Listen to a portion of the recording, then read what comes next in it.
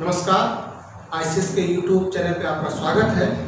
आज भारतीय संविधान और राज्य व्यवस्था के अगले सेगमेंट में आगे बढ़ने से पहले कुछ महत्वपूर्ण बातें जो आपको जाननी है। क्योंकि संविधान पिछले वीडियो में हमने भारत का जो संविधान बना उसके संविधान बनने की प्रक्रिया शुरू से लेकर आखिरी तक हर एक बात स्पष्ट रूप से हमने आपको बताई। कुछ फैक्ट भी बताया आपको महत्वपूर्ण, साथ में कुछ सिद्धांत भी बताए और ये भी बताया कि किस तरीके से अथक प्रयासों के माध्यम से हमारा संविधान दुनिया का सबसे बड़ा लिखित संविधान बनकर तैयार हुआ। कुछ टर्म है, आज के इस छोटे से वीडियो में हम कुछ चीजें जानेंगे जो कि संविधान और राज्य व्यवस्था को आगे जब हम लगातार आपसे पढ़ाएंगे, आपको पढ़ाएंगे, बताएंगे तो उन टर्म्स का बहुत प्रयोग होगा। तो वो चीजें आप जानने की आपको जरूरत है। उसी के बीच में मैं इस चीज को बता रहा हूँ क्योंकि आपके लिए चीज समझना बहुत जरूरी है। आपने सुना बहुत होगा इसके बारे में, लेकिन जितना भी आपको पता है उससे और बेहतर आपका नॉलेज आज अपडेट होगा। आइए शुरू करते हैं। क्या है हमारा देश? क्या है? लोकतंत्र।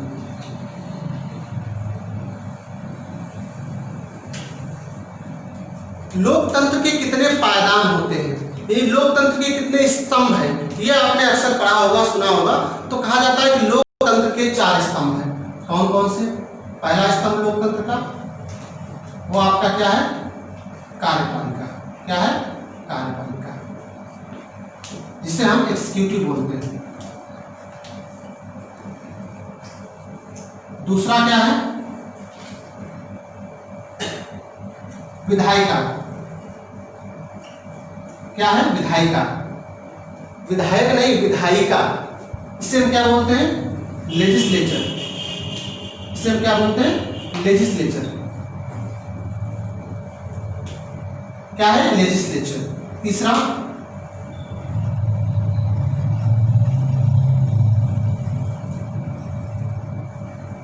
जुडिशरी, इसको बाद में लिख देते हैं।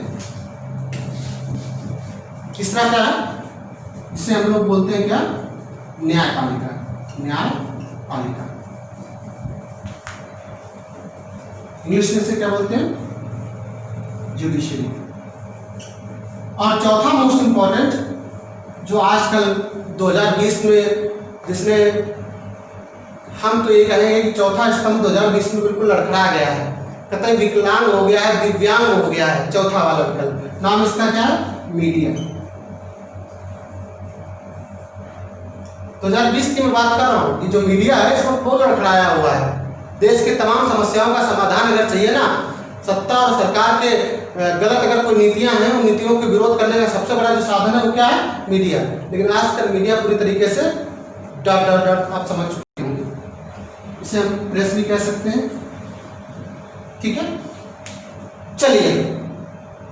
कार्यपालिका, लोकतंत्र के 4 स्तंभ, कार्यपालिका, विधायिका, न्यायपालिका और media.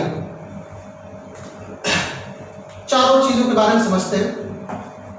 Executive, legislature, judiciary, press.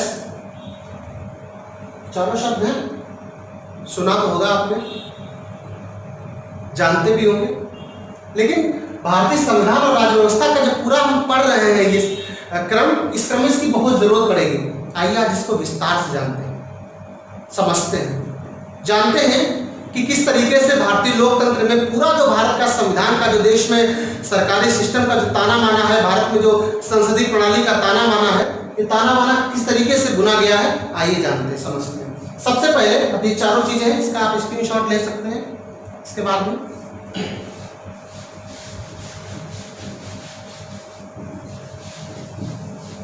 सबसे पहले जानते हैं एग्जीक्यूटिव। एग्जीक्यूटिव यानी कार्यपालिका। कार्यपालिका क्या है?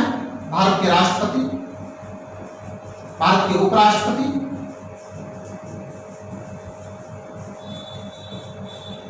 और इनके अधीन काम करने वाले समस्त भारत के जो लोक सेवक हैं, उसमें सिविल सर्वेंट भी आ जाते हैं। जितने भी लोक सेवक हैं वो सभी एग्जीक्यूटिव यानी कार्य करने वाले लोग, यानी कार्य को आगे बढ़ाने वाले लोग, यानी देश की तमाम जो व्यवस्था है उसको संचालित करने वाले लोग कौन है? कार्यपालिका, एग्जीक्यूटिव कहते हैं। अच्छा, एग्जीक्यूटिव क्या होते हैं? देश का राष्ट्रपति, जो भी देश में कानून नियम बनते हैं, लागू होते हैं, इनकी सहमति चाहिए होती है। कहीं न कहीं इनके द्वारा इनके सिग्नेचर चाहिए होते हैं, इनकी सहमति चाहिए होती है। उपराष्ट्रपति, ये जितने भी, या फिर जो भी देश में नियम कानून संचालित होते हैं उन नियम कानून को संचालित करने का काम कौन करते हैं? हमारे सिविल सर्वेंट, IAS, PCS, जितने भी अधिकारीगण, जितने भी सिविल सर्वेंट हैं, जितने भी राष्ट्रपति उपराष्ट्रपति के अधीन कार्य करने वाले अधिकारीगण हैं, वो सभी इसमें आते हैं एग्जीक्यूटिव कार्यपालिका। अब हमारी कार्यपालिका एग्जीक्यूटिव का हेड कौन है? हमारी एग्जीक्यूटिव यानी कार्यपालिका का हेड भारत में किसको माना गया है? वो है राष्ट्रपति। कौन है? राष्ट्रपति। आपको एक बात और बता दूं, जो भारत की पूरी सरकार है, इस सरकार का जो मुखिया है वो हेड कौन है? वो राष्ट्रपति है। मंत्रिमंडल का मुखिया प्रधानमंत्री होता है, पर सरकार का मुखिया कौन है? राष्ट्रपति। इस चीज को याद रखिएगा। तो एग्जीक्यूटिव का मतलब, कार्यपालिका का मतलब वो लोग जो भारत में कार्य को क्रियान्वयन करते हैं, उसको प्रोसीड करते हैं, उसको आगे बढ़ाते हैं, धरातल पर काम को करते हैं, उसको उस प्रोसेस को पूरा करते हैं, उसको अंजाम तक पहुंचाते हैं। ऐसे लोगों को एग्जीक्यूटिव यानी कार्यपालिका कहा जाता है। इतना आप समझ गए? इसमें कौन आता है? ये भी सवाल है, इसमें कौन कौन लोग आएंगे इस पूरी कार्यपालिका में? राष्ट्रपति, उपराष्ट्रपति और इनके अधीन और भारत में जितने भी सिविल सर्वेंट है, काम करने वाले अधिकारी, वो सभी किस में आएंगे? एग्जीक्यूटिव में आएंगे। ठीक है, चलिए दूसरा आपने क्या बताया था? समझते रहिए इस चीज को। ये 4 स्तंभ अगर आपको समझ लिए ना, तो आप लोकतंत्र के बारे में, भारत के संविधान के बारे में, भारत की राज्य व्यवस्था के बारे में बहुत सारी चीजों को क्लियर कर पाएंगे। इस चीज को हम और बेहतर तरीके से पुनः किसी वीडियो में हम आपको समझाएंगे, जब हम संविधान पढ़ने की जो प्रक्रिया पूरी आएगी, जब हम आर्टिकल 52 पे आएंगे। तो जब आर्टिकल 52 से शुरू करेंगे तो वहां पे संघ की कार्यपालिका से ही शुरू होता है, वहां पर हम इसको और बेहतर तरीके से बताएंगे। लेकिन शुरू करने से पहले ये जानना आपके लिए संक्षिप्त में बहुत जरूरी है, ताकि आगे चीजें आपको आसानी से समझ में आए। ठीक है, दूसरा सुनिए ध्यान से। दूसरा मैंने क्या बताया? हमने आपसे कहा विधायिका। क्या बताया? विधायिका। Legislature, legislature, legislature. लेजिस्लेचर क्या है? लेजिस्लेचर का मतलब होता है विधायिका, यानी विधान बनाने वाली विधायिका। कौन कौन? विधानमंडल, सदन, संसद। अच्छा, नियम कानून कहाँ बनते हैं आप बताइए? नियम कानून बनने का सबसे बेहतर जगह क्या है? जहां बनते हैं। देश के लिए कोई पूरा नियम बनेगा तो हमारे संसद में बनेगा। संसद के 2 सदन कौन से? लोकसभा में, राज्यसभा में। राज्यों में कोई नियम कानून बनेगा, कहाँ बनेगा? विधानमंडल में, यानी विधानसभा या विधान परिषद में। बात समझ में आ रही है? तो उसी तरीके से देश में नियम कानूनों को लागू तो एग्जीक्यूटिव कार्यपालिका करती है, पर नियम बनते कहाँ हैं? नियम बनाता कौन है? नियम किसकी सहमति से बनते हैं, किसके वोट से बनते हैं? ये सब काम कहाँ होता है? विधायिका में, यानी लेजिस्लेचर। इतनी बात आपके समझ में? चलिए, तो लेजिस्लेचर यानी विधायिका। विधायिका को एक चीज नहीं, हमने आपने सुना होगा विधायक शब्द, तो वो विधायक से विधायिका नहीं बना है। वो विधायक तो किसी पर्टिकुलर विधानसभा के कोई सदस्य होंगे, उन्हें हम MLA कहते हैं, member of legislative assembly, MLA विधायक। लेकिन ये विधायिका संसद है भारत की। यहाँ कानून बनते हैं, यहाँ बहस होती है, चर्चा होती है, आपस में बहस लड़ाई भी होती है कि ये नियम सही है, ये गलत है, ये अच्छा है, बुरा है, ये लाभकारी है, नुकसानदायक है। कौन पेश करता है ये सब नियम कानून? कौन? देश के सांसद, चुने हुए सांसद, निर्वाचित सांसद, विधानसभाओं में निर्वाचित चुने हुए विधायक, चुने हुए सांसद, विधायक, चुने हुए जनता के प्रतिनिधि, यही लोग इस विधायिका का हिस्सा हैं। इन्हीं लोगों को हम लोग विधायिका के, इन्हीं अंगों को विधायिका के कौन? सांसद, विधायक, MLC, राज्यसभा सांसद, लोकसभा सांसद, जितने केंद्र में मंत्री, ये सभी किसका हिस्सा है? ये सभी विधायिका का हिस्सा है। नियम कानून बनाने में इन्हीं लोगों की भूमिका रहती है। ठीक है, तो विधायिका के अंतर्गत जो लोग आते हैं, मैंने आपको बता दिया। विधायिका का मतलब नियम कानून बनाना, और बनाने के बाद लागू कौन करता? एग्जीक्यूटिव। पहले बता चुका हूं, उसको पहले मैंने बताया था। राष्ट्रपति, उपराष्ट्रपति और उनके अधीन पूरे भारत में जितने भी लोक सेवक कार्य करने वाले अधिकारीगण हैं, वो सभी किसमें आते हैं? एग्जीक्यूटिव में आते हैं। इतनी बात समझ में आई आपको? मैं बार बार चीजों को दोहरा रहा हूँ, छोटा सा वीडियो है लेकिन आपको समझने के लिए बहुत जरूरी है। ठीक है, तो विधायक, आप पहला क्या था? एग्जीक्यूटिव कार्यपालिका। दूसरा क्या था? लेजिस्लेचर, विधायिका। तीसरा ये समझते हैं, सभी एक दूसरे से जुड़े हुए हैं, एक दूसरे से इंटरकनेक्टेड हैं। अगर आप इन चीजों को बेहतर नहीं समझोगे, सबका रिलेशन एक दूसरे से कोरिलेट है, एक दूसरे पर निर्भर है। चार, जैसे चारपाई होती है ना, चारपाई में कितने पैर होते हैं? 4 पैर होते हैं। 1 2 3 4। अगर 4 में से कोई भी एक पैर गया ना, तो आदमी क्या हो जाएगा? विकलांग हो जाएगा। आदमी के भी कितने होते हैं? दो हाथ दो पैर होते हैं, अगर एक गड़बड़ हो गया तो क्या उसे क्या कहेंगे? विकलांग व्यक्ति यानी दिव्यांग व्यक्ति, आज की भाषा में दिव्यांग कहेंगे। तो उसी तरीके से हमारी जो ये जो हमारी ये लोकतंत्र, इसके 4 स्तंभ है, कोई भी एक स्तंभ अगर लड़खड़ाया तो ये लोकतंत्र खतरे में आ जाएगा, भारत खतरे में आ जाएगा, भारत की संप्रभुता, सुरक्षा, भारत की हर एक व्यवस्था खतरे में आ जाएगी। आइए जानते हैं तीसरा क्या है। हमने अभी आपको बताया सबसे इंपॉर्टेंट न्यायपालिका, इसे इंग्लिश में क्या कहते हैं? जुडिशरी। जब कोई विधायिका कोई नियम बनाती है, एग्जीक्यूटिव यानी कार्यपालिका उसको लागू करने में अपना योगदान देती है, उन नियमों का मूल्यांकन होता है, उन नियमों को विधिवत लागू होता है, आदेश पारित होता है। लेकिन अगर इन दोनों में से कोई भी गड़बड़ कर गया, यानी विधायिका ने कोई गलत कानून बना दिया, कोई अनुचित नियम बना दिया, जनता के लिए हितकारी नहीं अहितकारी नियम बन गया, कोई विधेयक पास हो गया, तो जिम्मेदार कौन? तो क्या हम बेलगाम हो जाएगी हमारी संसद, हमारी विधानसभाएं? उसके खिलाफ कोई जा नहीं पाएगा, कोई कुछ बोल नहीं पाएगा? जी नहीं, भारतीय संविधान में ऐसा बिल्कुल नहीं लिखा है। अगर किसी भी विधायिका ने, किसी भी संसद ने, किसी भी सदन ने कोई नियम कानून अगर जनता के लिए बनाया है, जनता के लिए वो अगर गलत नियम है, उनके लिए लाभकारी नहीं है, इससे देश की सुरक्षा अखंडता को कोई खतरा होता है, तो देश का आम आदमी, देश का कोई भी व्यक्ति एक जगह जा सकता है, वहां पर इन नियमों में व्यापक परिवर्तन करा सकता है, इनको बंद करवा सकता है, इनको रोक करवा सकता है। कौन है वो? भारत की न्यायपालिका है। न्यायपालिका की स्टेज समझो, न्यायपालिका में सबसे सुप्रीम कौन है? अगर संसद को नियम बनाती है, अगर वो जनता के लिए गलत है, तो जनता कहां जाएगी? कोई भी व्यक्ति जा सकता है, कोई समूह जा सकता है, कोई संगठन जा सकता है, कोई पार्टी जा सकती, कोई भी व्यक्ति जा सकता है न्यायपालिका में। किसके खिलाफ? पहला कार्यपालिका के खिलाफ, दूसरा विधायिका के खिलाफ। कोई भी अधिकारी भारत का गलत काम कर रहा है, इवन देश का राष्ट्रपति उपराष्ट्रपति से भी अगर जाने को गलती हो रही है, तो उसको भी सुधार के लिए आप जा सकते हैं। कहां? न्यायपालिका। ये बहुत ही खूबसूरत न्यायपालिका, या कह सकते बहुत ही बेहतरीन चीज हमारे संविधान निर्माताओं ने हमको दी है कि अगर कहीं गलत हो रहा है तो हमारी सुनने वाला एक व्यक्ति है, एक संस्था से न्यायपालिका कहते हैं। नई दिल्ली में सुप्रीम कोर्ट है, हमारी सुनवाई होगी, किसी भी मुद्दे पर हमारी बात सुनी जाएगी। उसके बाद राज्य स्तर पर क्या होता है? राजधानियों में, राज्य में एक उच्च न्यायालय होता है। जैसे उत्तर प्रदेश के आप निवासी हैं तो इलाहाबाद हाई कोर्ट है। उत्तर प्रदेश में कोई भी अगर नियम कानून गलत बना है, जनता के लिए हितकारी नहीं है, तो आप एक नागरिक होने के नाते, एक संगठन होने के नाते, किसी पार्टी के सदस्य नेता होने के नाते, आप विपक्ष होने के नाते, आपकी बात अगर विधानमंडल में, विधानसभा, विधान परिषद में नहीं सुनी जा रही है, तो आप कोर्ट जा सकते हो, हाई कोर्ट जा सकते हो। हाई कोर्ट नहीं सुनना तो सुप्रीम कोर्ट जा सकते हो। उस गैर जरूरी, उस जो नियम ऐसा है जिससे जनता का भला नहीं हो रहा है, जो जनता के लिए विरोध में नियम अगर बना गया है, अगर निरंकुश विधायिका या कार्यपालिका हो गई है, तो उसके खिलाफ न्यायालय में जा सकते हो। न्यायालय उस नियम को रद्द कर सकता है, उसमें सुधार के आदेश जारी कर सकता है, उनको बंद करवा सकता है, अगर वो जनता के लिए हितकारी नहीं है। अगर हितकारी है, न्यायालय को लगा कि हितकारी है, तो फिर आपकी बात को वो नहीं सुनेगा। ठीक है, मेरी बात नहीं समझ में आई? तो न्यायपालिका और जिले स्तर पर क्या है? जिले में कोई, अगर आपको लगता है जिले में कोई आपके साथ गलत कर रहा, तो उसके लिए न्याय आपको चाहिए। कोई योजना आपको समझ में नहीं आ रही, किसी योजना का लाभ नहीं मिल रहा, या कोई आपके साथ गलत कर रहा, तो आप जिला जज के न्यायालय में जा सकते हो। जो जिला स्तर पर न्यायालय होते हैं, जिला सत्र न्यायालय होते हैं, वहां जा सकते हैं। मेरी बात समझ पा रहे हैं?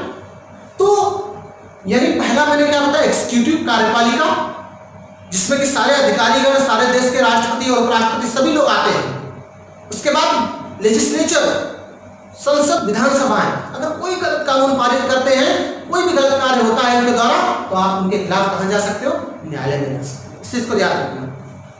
इस चीज को और बेहतर, अभी तो मैं शॉर्ट में बता रहा हूं, इसको और बेहतर तथ्यों के साथ, बेहतरीन एग्जांपल्स के साथ मैं आपको बताऊंगा जब मैं पढ़ाऊंगा आपको भारत की जो संघ की जो कार्यपालिका है, उस टॉपिक पे जब मैं आऊंगा अनुच्छेद 52 में, तब इसको और बेहतर तरीके से एग्जाम्पल के साथ बताऊंगा।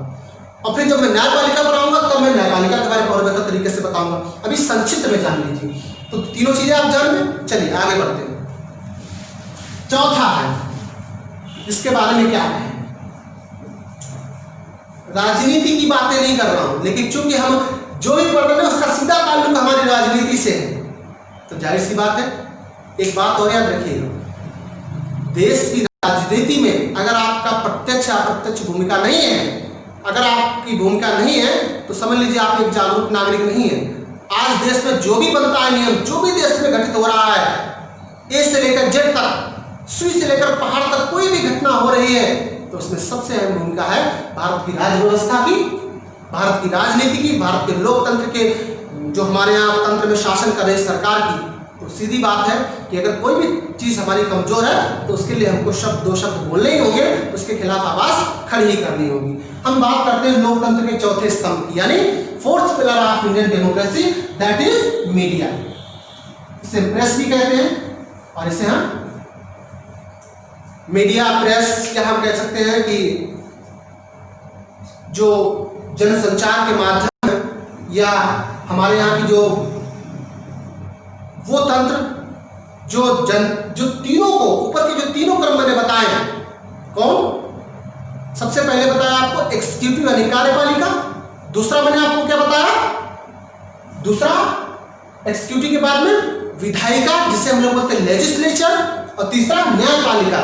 अगर तीनों कोई गलत कार्य कर रहे हैं, जाने अनजाने, चाहे जाने या अनजाने दोनों मैंने कहा, और अगर लग रहा है कि ये तीनों से कोई गलती हो रही है, कोई नहीं सुन रहा है, तो मीडिया उस चीज को एक्सपोज करे, मीडिया उस चीज को दुनिया के सामने लाए, जनता के सामने लाए, मीडिया बताए कि कहाँ क्या गलत हो रहा है ताकि उसको सुधारने का मौका मिले। गलती सबसे हो जाती है, लेकिन आज हमारे कह सकते हैं कि बहुत कष्ट के साथ मुझे ये कहना पड़ रहा है कि मीडिया इस वक्त देश में सक्रिय भूमिका नहीं निभा पा रहा है।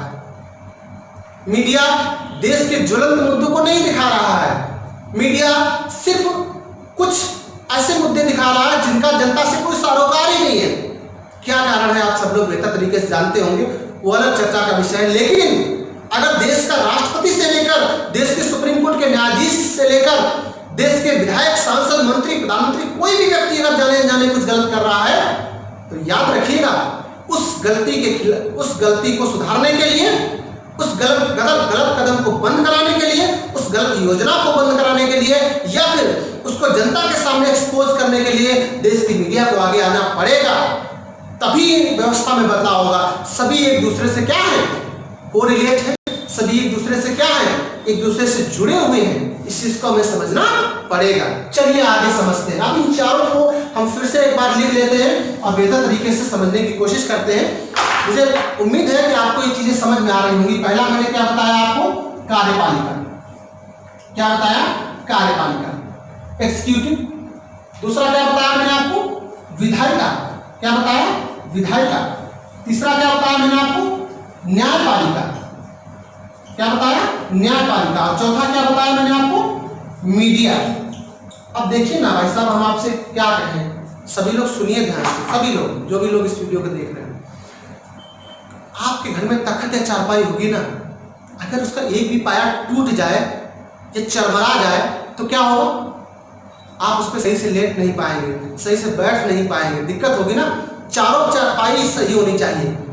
अरे एक एग्जाम्पल बताते, थोड़ा फनी है।